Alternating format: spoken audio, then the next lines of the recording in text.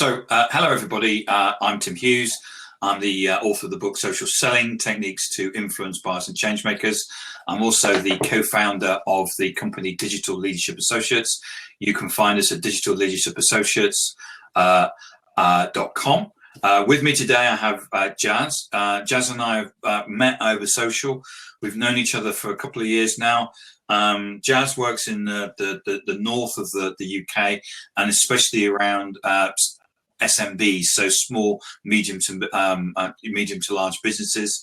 You do a lot of work with that. So just introduce yourself, Jaz, and explain what you do and what your company does and where people can find you.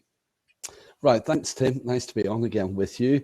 I'm Jaz Greer. I'm a specialist in social media, and I work at that lower end of the social selling spectrum to what you do, Tim, with the micro, small, medium businesses.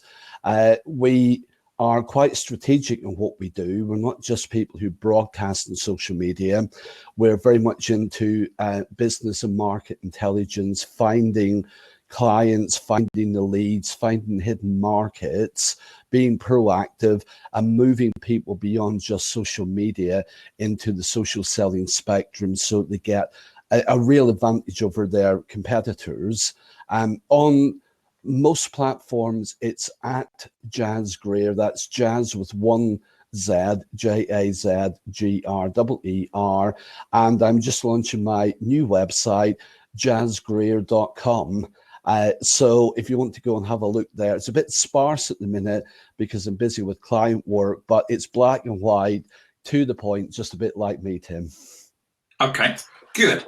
So what we're going to talk about today is how small businesses can actually use social media, how they can get over the quite often people can be quite scared of it. And I know in the conversations that we've had in the past, you've seen some people that have, stopped advertising and they've got greater amplification, they've got their message out further, and they reduce costs by using social.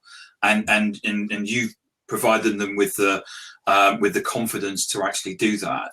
Yeah. I mean, at the moment, I'm guessing that you're still seeing in the small businesses a lot of people that are not using social. Yeah, unfortunately, there's still a lot of people who are not just skeptical, but bordering on being scared to actually use the platforms. They do see the benefits, they do see competitors getting ahead of them, but I suppose it's one of those things, it's a pride thing in some ways, because they feel like they have to ask for help when really those of us that work in the field are only too happy to give them the information to get them started. But there's a real barrier there at the minute. There's a fear, there's the apprehension, but yet they see the competition getting ahead of them. So what is it you're doing and you're helping people? What are you saying to people to get over that fear? What we're trying to do is provide good quality and high value content to them online. So meet them where they are. So whether that's on LinkedIn or Twitter or business networking meetings, is about getting the message to people that everyone can compete on a level playing field with social media. You just need to take the step. Okay. And in terms of taking that first step, what would you say would be that?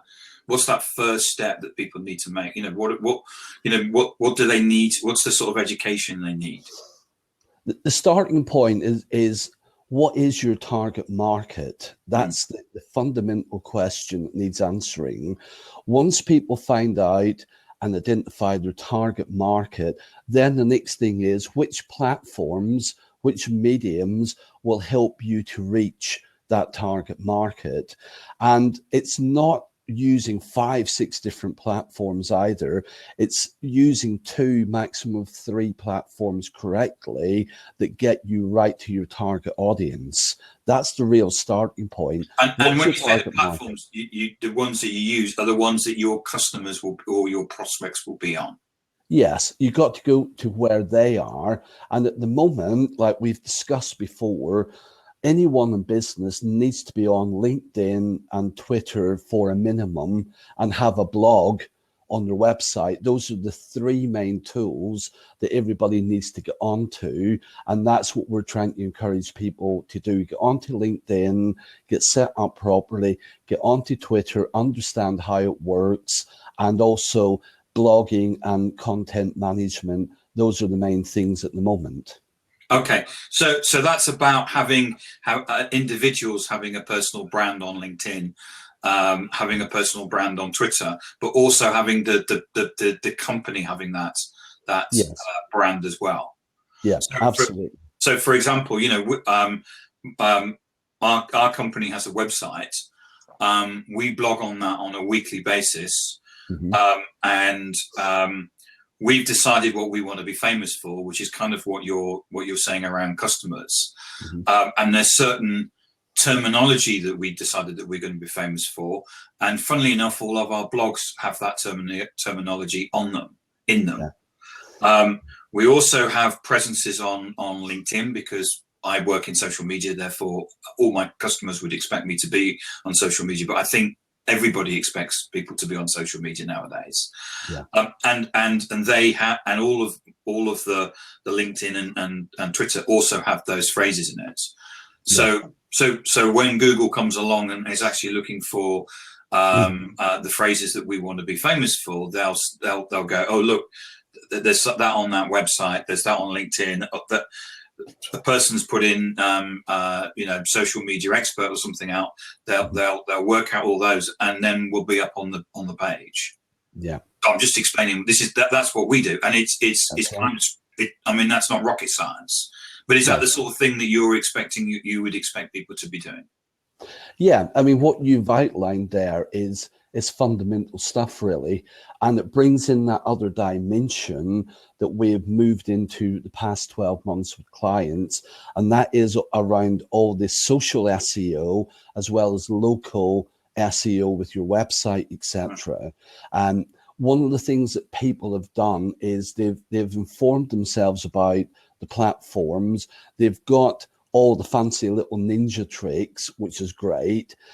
But they've stopped there, and we need to go beyond social media. We need to blend all the online marketing, email marketing, all the platforms, all the on-page SEO, all of that into one to give us the edge online. And that's where the real social selling comes in, as in putting yourself in front of the audience. But whoever's looking for what you have, they will find you, because you're playing the whole ecosystem online, not just social media itself. Okay. So what you're talking about really is what I would describe as an integrated marketing approach, which is where you're going to be using email, or you're going to capture people's email in a particular way and email to them. Yeah. You want people to find, because there's two things about business. One is that you're going to do outbound, and you may actually prospect, but the ultimate is to get the inbound, where people are going, I'm looking for someone in the north of England that's going to train me on social media, and they find you.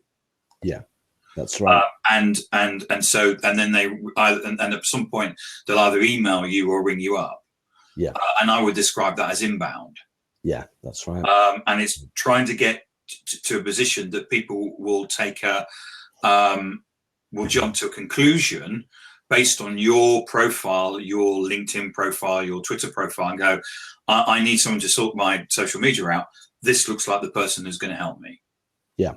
Yeah. So if you sell tires and you've got a puncher, you go on, this is the company this must be the best puncture repair company in the world. And they're based just down the road. Yeah. We got to play on the technology. What you described there is exactly right. That's all inbound, and that's what we achieve from a lot of the social media online that we're doing. What we're looking at with the clients to give them the edge is turning the inbound into the outbound as well. Right. So in the inbound, you've got people who are visiting your website, you've got email capture for your newsletter, etc. What we're doing that is a lot different and gives the edge is we then take that information and use that in terms of the Facebook ad campaigns, the Instagram. So we're actually taking the inbound intelligence and turning it around into putting the message in front of the people after they've had a browse at the website, etc. So we're turning inbound into outbound, completing the circle, which is giving a lot of good results to the clients at the moment. So there's like there's an after marketing. So if someone comes to your website, I mean, the ultimate thing about a website is that it should create a curiosity where they go, this is the best social media company in the world, therefore I actually need to contact them because they're going to sort out my problem.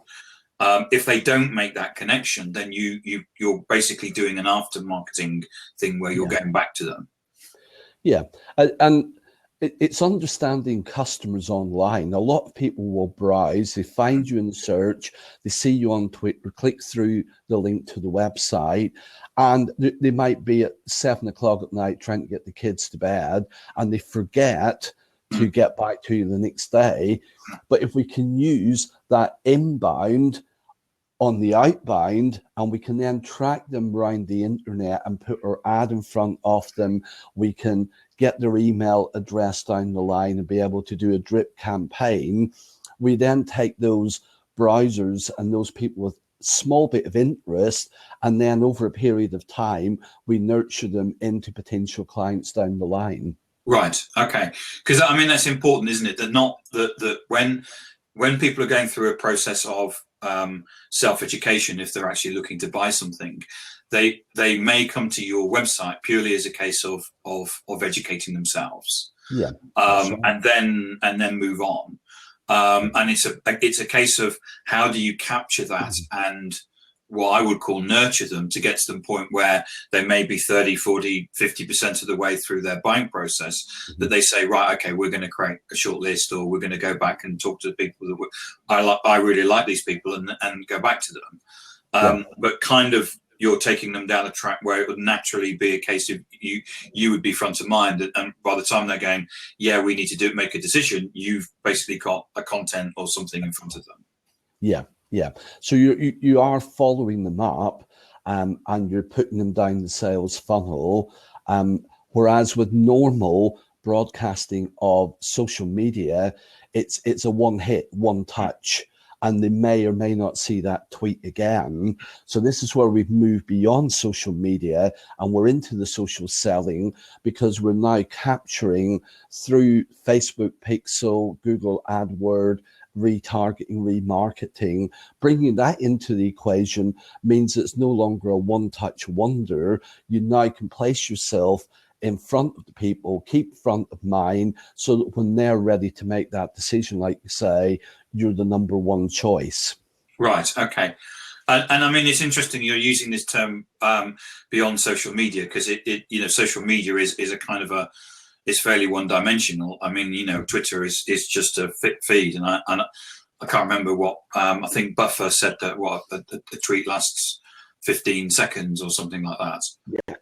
And you've got to be posting fairly often, and then what that does, it just creates a lot of noise. So how do you actually stand out above the noise? And I think that process, I think people are starting to are struggling with. Yeah, it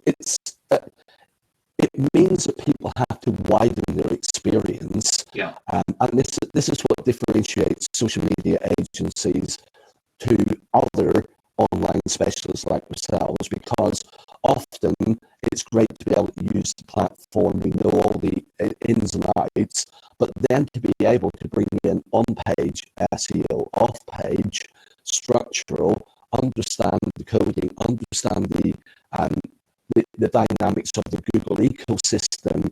Google Plus is still a big player in all of this, and yet people say, don't use it, it's dead. But yet, that plus YouTube, it's how you bring all that together, Tim.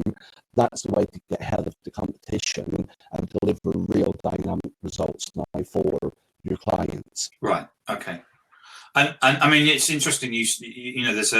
I had a debate on Facebook recently, because someone connected to me on Google Plus, And it was like, wow, someone's, like, and like, do people use that anymore? And then I actually had, I asked the question on Facebook, and there's this long conversation about how relevant it was from people that I see as, I'm connected to a lot of social media experts who really are social media experts.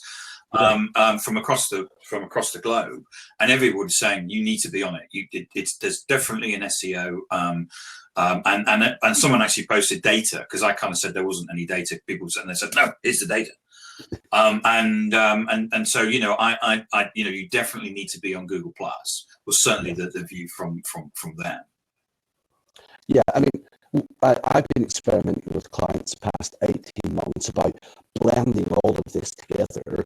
And one of the keys to getting clients onto page 1 of Google and keeping them there after 4 or 5 changes in the algorithm has been Google Plus. Google Plus is very central in the whole Google ecosystem. And even though it's gone through its changes, etc., nothing is separated anywhere in the Google eco environment. Everything is interdependent. And when it comes to SEO, Google Plus is a must for anyone that wants to get up the rankings and get in front of people. Yes. I mean, from this discussion, the view was that Google still use it, and all of Google's suppliers still use it, and for them, it's an active an environment. And I know that you've done testing in the past where you've put stuff out on Google Plus, and immediately it's there from a search perspective, and I certainly see that from the stuff that I've been doing. I probably don't use it enough, but it's certainly something that I probably need to think about more. Is there anything else that people watching this need to think about in terms of moving from just this posting on social media to doing something a little bit wider and thinking a little bit more around integrated marketing? I think one area that everyone can really do more in is the capture and use of their data. Every business has got email addresses of clients, prospects, people they network with, and lots of people have said that email itself is dead. Well, that's not true. Email is now it and the telephone are the two things that close most deals now. But if you've got emails, you've got to be capturing more emails and getting that data segmented, keep it clean, keep it up to date, because now what we're doing with clients is we're taking that data and able to increase the touch points across the social digital spectrum. We can upload it into Facebook, use it for ad campaigns. We can use it to find people on Twitter, on LinkedIn, most of the platforms we can do it. And people need to take the data, appreciate it, nurture it, and use it in this mix, because the data is the goal for any business in this day and age. And I think that it's unlikely when people talk about social selling, and what social selling isn't is basically selling on social. It's not a case of going to somebody and saying, hey, buy my product. And I still think we need to go through, when we're looking at people on social, as long as they're could be in the market for buying our product. If we're following them, connecting with them, having a conversation with them, retweeting them, I read a blog recently by somebody who said, cold calling is by far you can get straight to the person and have a conversation. I happen to have a particular target customer, found a VP of sales from that organization who was on sales online. I retweeted the stuff, and immediately he came back and said, can you come and see me and talk to me about social selling? Now that was instantaneous. Now, I'm known about social selling, so and I'm seen as being a leader in the field. So it's slightly different. But if you're the best, if you're the best fixer of tires, or you have the best nursery in Nottingham, there's no reason why, if you're not targeting people, they go, I need to come to talk to you because my child is whatever age and I need to think about booking a place. So as long as you're front of mind, you're then covered. Is that what do you agree? Yeah, absolutely. And that's where it comes to increasing your touch points online. Because, like I say, social selling is not actually selling direct to people, it's building that relationship, nurturing it. And if people see you across all the relevant platforms, they see your ads, etc., then you are always going to be front of mind. And that's what we got to achieve. I mean, this morning I was in Starbucks for a meeting, and I saw someone I've not seen them for probably 5 years, and we were chatting, and they could tell me everything that I'm doing at the minute, because they follow me online across the platforms, and that gives me a great competitive edge. Yes. And that's what we've got to be doing with all of our clients, increasing the touch points, getting them to the right people, and making sure they're front of mind 24/7. Yeah, brilliant. So we're at 25 minutes. Is there anything else you want to share with the with people in terms of what you're doing at the moment, Jaz? I think that was it, really. Just chatting about, in terms of social media, we need to move beyond the obvious. We need to be moving into the whole digital spectrum, and especially for small businesses, startups, micro businesses, social selling is what you need to focus on, not the social media. The social media is a means to the end, but you've got to grab the principles of social selling, which is build relationships, connect with people, warm up those leads, and the sales will come naturally. And I think that, you know, we're in an age where there's an expectation that you will build a relationship online, but if you're a small business, it allows you to scale. It's a classic David and Goliath, where, you know, small businesses, when they've got you know, with a proper focus, can actually have a far better digital presence than a big company, because they've got committees and they've got special brand police, and there's all kinds of things going on. And you know, and actually small companies have got a far better opportunity, my opinion. Absolutely. Yeah, quite correct. So Jaz, remind us again where we can find you in terms of your social presence. On most platforms, it's at Jaz Greer, JazGreer, and you can visit the new website, contact me through that, jazgreer.com. Jazgreer.com. So that's JAZ or C if you're watching in the States, GREER. That's it. That's it. Brilliant. Jaz, thank you very much. It's always short and sweet. Thank you for your great insight. And I'll see you online soon. Thank you. That's great. Thanks, Tim.